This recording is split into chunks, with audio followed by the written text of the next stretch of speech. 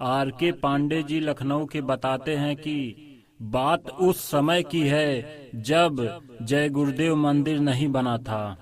उस समय उस प्लाट पर गेहूं बोया गया था। मथुरा में कृष्णा नगर आश्रम से स्वामी जी महाराज रोज बाईपास की इस नई जमीन पर आते जाते थे।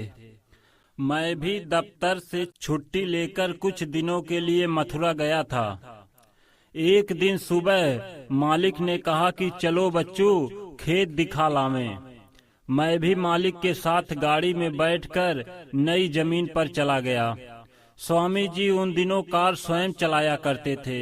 सड़क के किनारे गाड़ी खड़ी करके मुझसे कहा कि बच्चों, यहीं खड़े रहना और कोई पूछे तो मुझे बता देना। यह कहकर स्वामी जी खेत की तरफ चले गए। थोड़ी देर में दो लोग साइकिलों पर आए और मुझसे पूछा कि क्या बाबा जय गुरुदेव जी मिलेंगे। मैंने इशारा करते हुए बताया कि देखिए वो वहाँ खेत में निराई करा रहे हैं। मैं चला गया और स्वामी जी से कहा कि दो लोग आपसे मिलने आए हैं। स्वामी जी तुरंत मुड़कर मेरे साथ चलने लगे। हाथ में कपड़ों में मिट्टी और धूल लगी हुई थी। उन्हें झाड़ते पोंछते जब समीप में पहुँचे तो हाथ जोड़कर पूछा कि कैसे आना हुआ। उन दोनों लोगों ने बताया कि हमारे महाराज जी ने यह मालूम करने के लिए भेजा है कि आप कहीं वह तो नहीं जिनके बारे में इस्राएल के भविष्यवक्ता प्रोहरार ने भविष्यवाणी की है।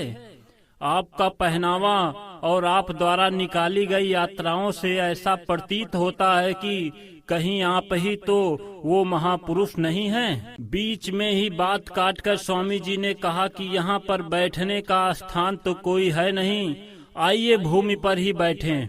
यह कहते हुए स्वामी जी जमीन पर बैठ गए और मुझसे कहा कि इन लोगों को पानी पिलाओ। मैं दौड़ा दौड़ा गया। एक सत्संगी बाजरे की गरम गरम रोटी बना रहा था। उससे जब बताया तो वह रोटी ले आया। रोटियां खूब मोटी और सिकी हुई थी। स्वामी जी ने एक रोटी लिया और उसके 4 टुकड़े किए। 2 उन लोगों को दिया, एक मुझे दिया और चौथी स्वयं खाने लगे। मैंने भी थोड़ा अलग हटकर प्रसाद खा लिया। वो दोनों आदमी रोटी का टुकड़ा हाथ में ही लिए रहे। बात का सिलसिला जारी रखते हुए स्वामी जी ने उन लोगों को बताया कि अरे भाई, वह महापुरुष जो इतना बड़ा कार्य करने को आया है अपना कार्य कर रहा होगा। उसको इतनी फुर्सत कहाँ है कि वो खेत में निराई का काम करेगा। स्वामी जी ने उन्हें ऐसा समझाया कि वो दोनों लौट गए। उनके जाते ही मालिक ने फरमाया कि ब्रह्मा विष्णु महेश तो मेरे बारे में जानते नहीं, ये चले थे मेरा भेद जानने। मैं स्वामी जी की बात सुनकर अस्तंभ खड़ा रहा और रहस्यमयी मुस्कान देखता रहा। फिर मुझसे कहा कि जाओ बच्चों, जरा पानी लाओ, हाथ धो लिया जाए। जय गुरुदेव।